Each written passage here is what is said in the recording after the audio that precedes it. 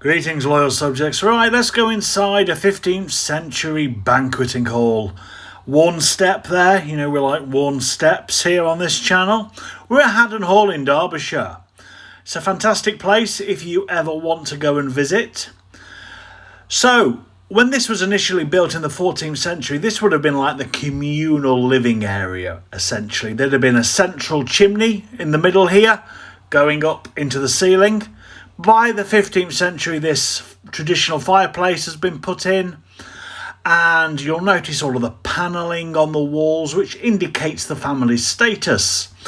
We'll come back and do a separate video on that tapestry you've just seen, gift from a very generous king. Look at the rafters, they're fantastic. There's a minstrel's gallery up there. That panel you see in front of you actually dates from the 14th century and is original.